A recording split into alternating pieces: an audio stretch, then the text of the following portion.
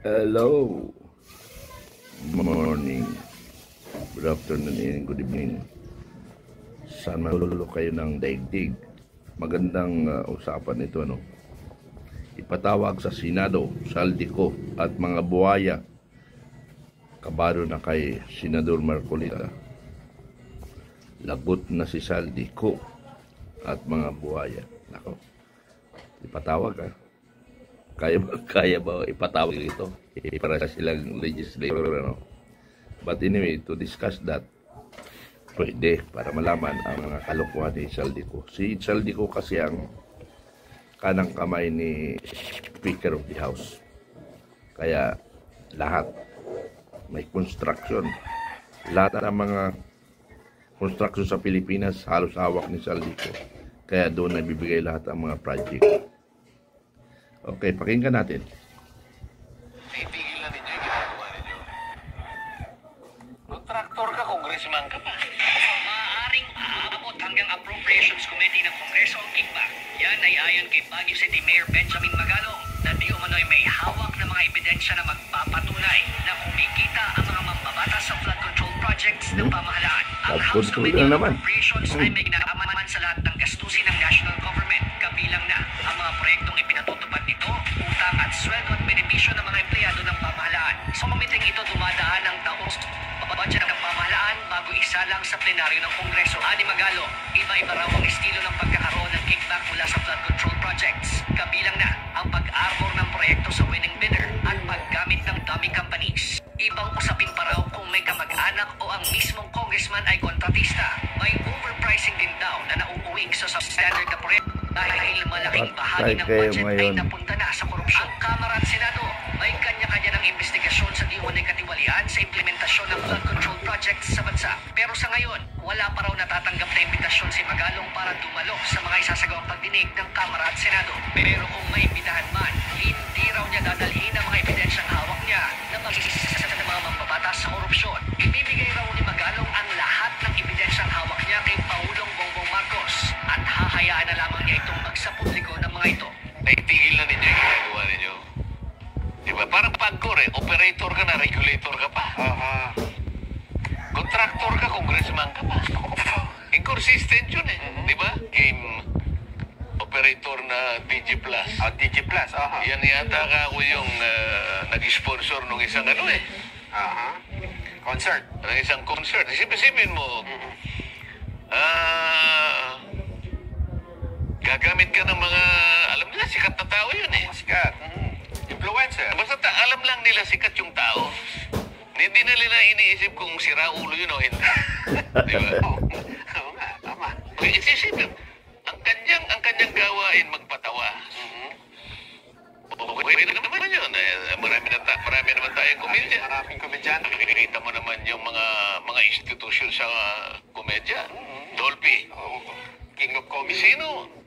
Sino ang makikipagdebate na yung mga tao ngayon nakapagbigay ng talagang kasiyahan, pagpapasaya sa marami nating kabayan? Lalong-lalo na sa kahirapan ng buhay, di ba? Panchito, di ba? Aping Daldal, Chiquito, marami. Hindi. Pagpapasaya, isang lehitimong gawain, isang lehitimong profesyon. At talaga namang kailangan ng isang lipunan. Alam ka naman, puro lang tayo kalungkutan naman. Wala bang, di ba? Oo.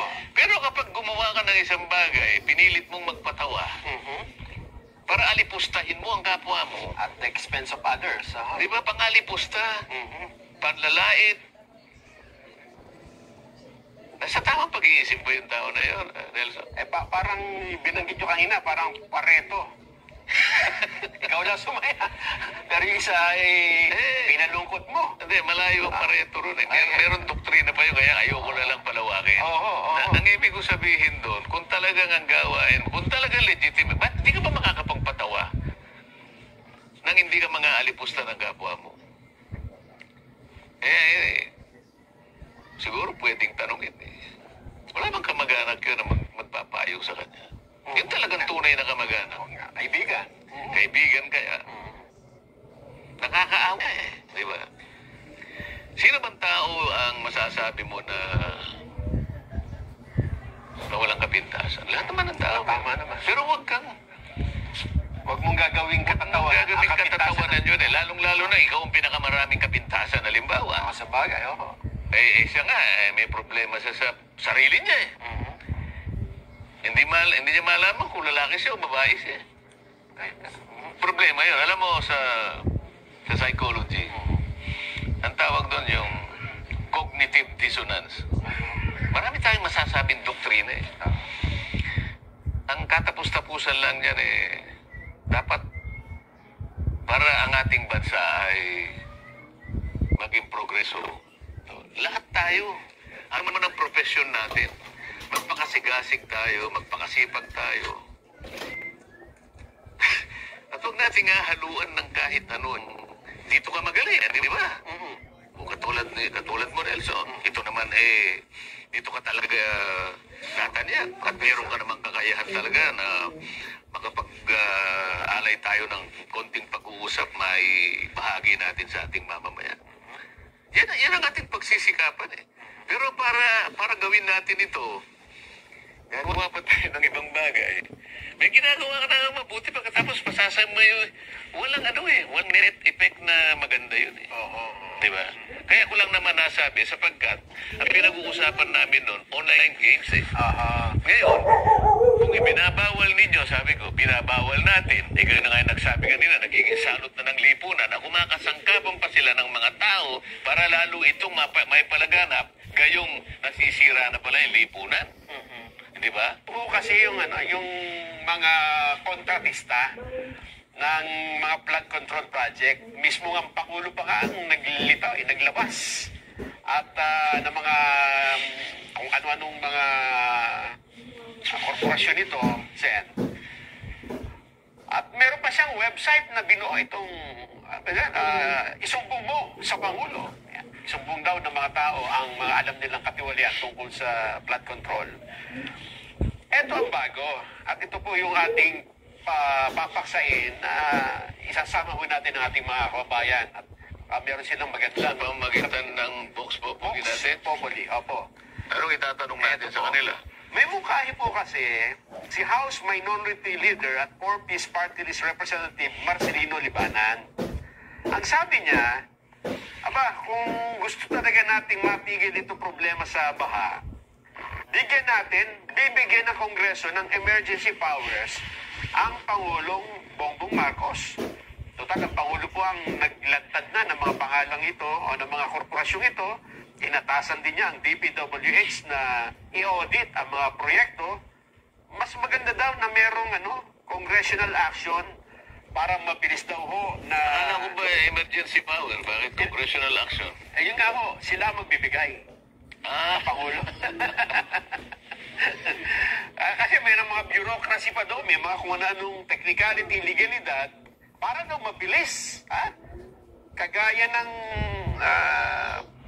pag-i-issue na bakit may right of way dito? Relokasyon ng mga apektadong mamamayan. Pagka magagawa ng mga flood control project, kailangan daw emergency power na para maitayo na ito. At makita natin na meron talagang... Bakit ang problema ba right of way? O nililis lang nila yung issue? Bakit kailangan pa ba't kailangan pambigyan natin ng Pangulo ng emergency power? Kanino ba nanggaling ang problema? Dapat magkaisa na lang yung mga contractor sa House of Representatives. Na itigil na ninyo yung ginagawa ninyo. Diba? Parang pagkor operator ka na, regulator ka pa. Contractor ka, congressman ka pa. Inconsistent yun diba? Pagkatapos yung mga project, pangkaraniwan yan, ito yung kalsada, Nelson. Katabi niya ilog, halimbawa. Sabagat kung ito yung kalsada, gagawa ka ng slope. Ito yung slope protection na pinag-uusapan natin. Diyan napakarami ang corruption na nagaganap. Sa palang sa slope na yon, minsan walang bakal. Pagkatapos nito, mag-meet yung slope at saka yung tinatawag na apron at saka yung sheet pile. Sheet piling yan. Mga bakal na yon ay pilit mong ibabaon sa lupa. Para hindi mag-iba. Ganito pangkaraniwan, yung length ng bakal, mga 6 na metro yon. Haba, ano? At saka yun ay talagang palulubugin mo. Kaya nga, merong makinarya, malaki yun eh, na talagang pinupukpuk yan talaga. Para ibaon. Para ibaon yun. At kinakailangan, yung pagbabaon na yun, abutin mo yung punto na kahit na yung tinatawag na scouring sabi nila. Kasi pag umaagos ang tubig, na ano yung mga lupa niya. Yung ngayon, ang pinakamaraming problema rito, lalabas ito eh. Kung sinabi mo 6 na metro. ang gagawin nila, minsan 3, minsan 4. E di ngayon, yung babaon doon, ang dapat na nakalitaw kasi 1 meter lang eh. Sa mga yung 5, nakabaon. So pagka ginawa mong 3 o kaya 4, hinati lang. Yung sinabi ko sa iyo na scouring na yun, kasi lupa, makikita mo pagdaan ng mga ilang taon lang, halimbawa, o buwan. Makikita mo nakabitin na yung ano eh. Nakalutang na. Lulugso ngayon yung ano. Lulugso. O sasabihin ngayon ng, sir, kaya ako naman po, napipilitan lang po naman ako na gawin yan sapagkat si congressman po humingi sa akin ng from 15 to 20%. Kontraktor ang sinasalita. Kukuha po si Kong ng ganito. Pagkatapos yung district engineer, kasama na po yung COA, kasama na po yung DBM, meron pong porsyento dyan. Yung quality control, meron po yan. Yung tax na yan dyan po yan. Pagkatapos yung barangay, may kumukuha pa po dyan. Kapag sinuma mo yon, ang natitira na lang sa pondo na talagang gagamitin mo, 42% na lang eh. Malaki pa yan. Hindi, ibig ko sabihin, ipagpalagay natin ang average 42% na lang ang natitira. Higit sa kalahati na waldas. Pero yun nga. O saan mo ngayong kukunin? Kaya ngayon, sasabihin natin, yung quality, yung integrity, nung ginawang project talagang na-sacrifice, doon nakuha. sacrifice. Kanya nga mawawala lahat yan. Ngayon, kung gusto ninyo nga ako, mag-random tayo. Random check. Bababak ko lahat yung mga ano ninyo, yung ginawa ninyong sheet piling na yan. Maganda yan. Makikita ko yan, at tigta-tatlo lang pala eh. Makikita mo eh. Ngayon, baka akala nila, interesado ako sa kontraktor. Interesado ako sa kontraktor. Pero, makipag-cooperate kayo, makipagtulungan kayo. Tama. Sabihin ninyo kung magkano binibigay nyo sa mga taong gobyerno para hindi kayo ang matidikdik dyan. Oo. O, yan lang aking munang masasabi. Hindi tayo nananakot. Yan naman eh. Tinatakot ko lang. Kailan? Sa Miyerkules pa? Sa Martes. Sa Martes. Sa Senate Blue Ribbon. Wala tayong magagawa. Yun ang tungkulin natin eh. Okay, good. So sa Martes, magkaalaman na yung 800 plus billion sa 6 na congressmen. Yung 548 billion. Halos 1 trillion pala mahigit ang ginamit na pundo sa flood control lang yan, flood control. Ilan ang problema ng bansa? Ilan ang problema ng bansa? More than trillion. So, ibig sabihin, halos kalahati ng budget ng Pilipinas ginamit lang sa baha. Binabaha yung pera eh. Nabaha talaga. Mahigit sa pundo ng 1 taon ng gobyerno ipinasok sa baha. Ayun, baha pa rin. Bumabaha ng pera. Bumabaha ng nakawan. So, pagkasa natin talaga si Senador Marcolita. Saludo ako. Salamat.